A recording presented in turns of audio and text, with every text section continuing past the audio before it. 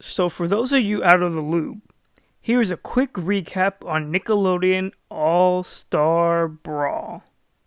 On July 10th, 2021, Gamefly leaked a platform fighting game based on Nickelodeon.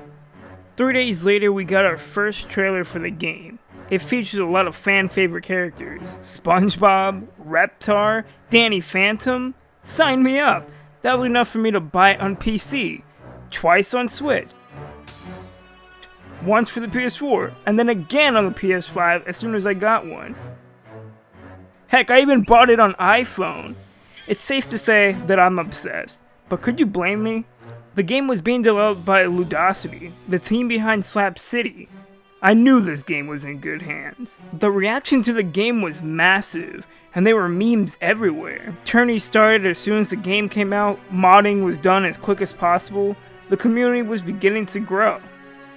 As the game was coming out, I made videos analyzing the references to a lot of the characters' movesets. Sometimes it would be as simple as the SpongeBob mocking meme, or the Ninja Turtles borrowing moves from previous arcade games.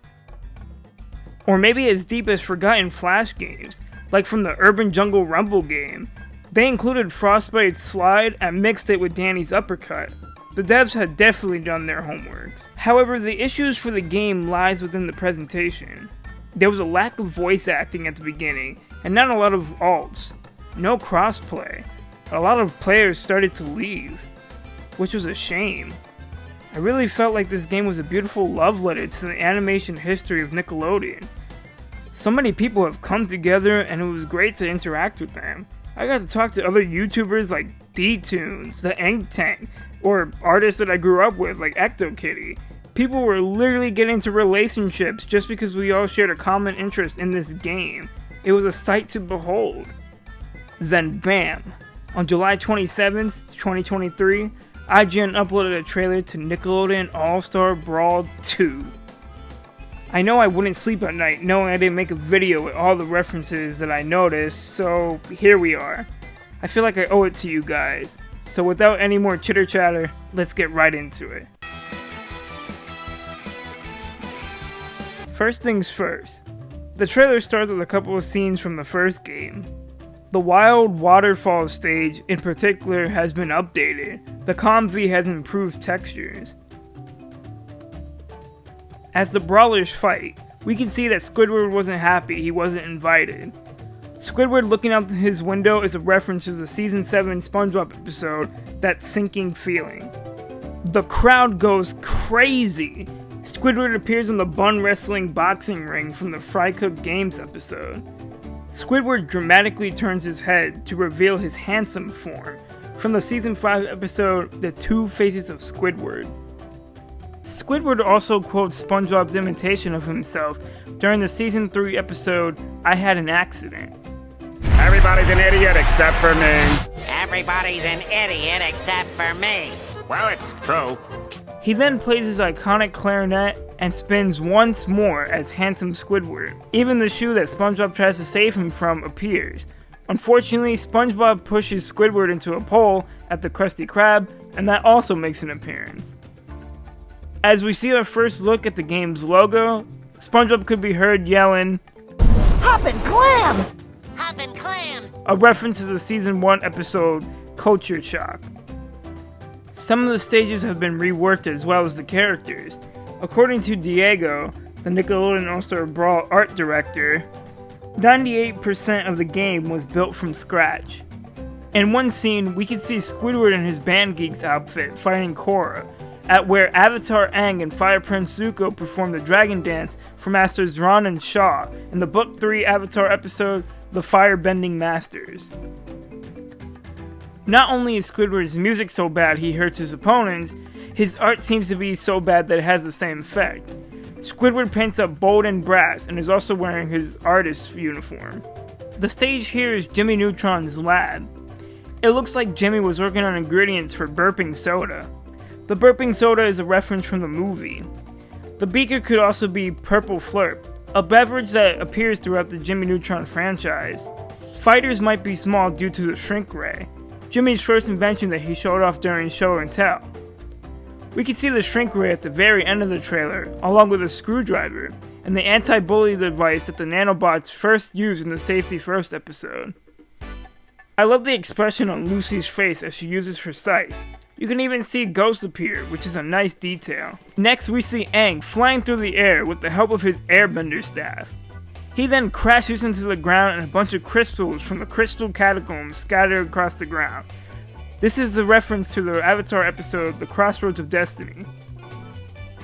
Patrick is seen at Harmonic Convergence, and honestly, the way he looks is so much better than the first game. He looks very similar to how he looks in the third SpongeBob movie, Sponge on the Run. Aang has a new animation where he rings water around his body in the air. Squidward proves he's got that janky hitbox by kicking Aang across the Western Air Temple.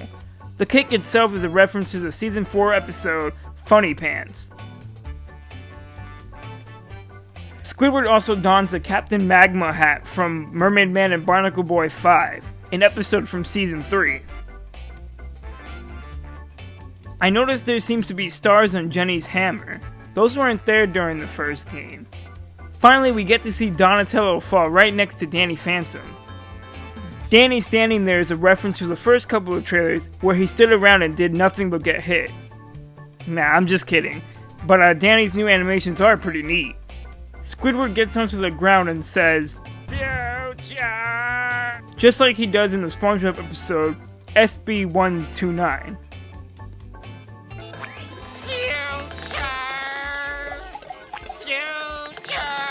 Nigel has new animations where he puts on boxing gloves and will even lose them after the animation is finished. Danny's ice powers, that comes from the Urban Jungle episode, now has an effect that makes the ice travel and stick to the ground. It's small details like this that makes so much more of a difference. He jumps after Nigel and performs a ghost flip.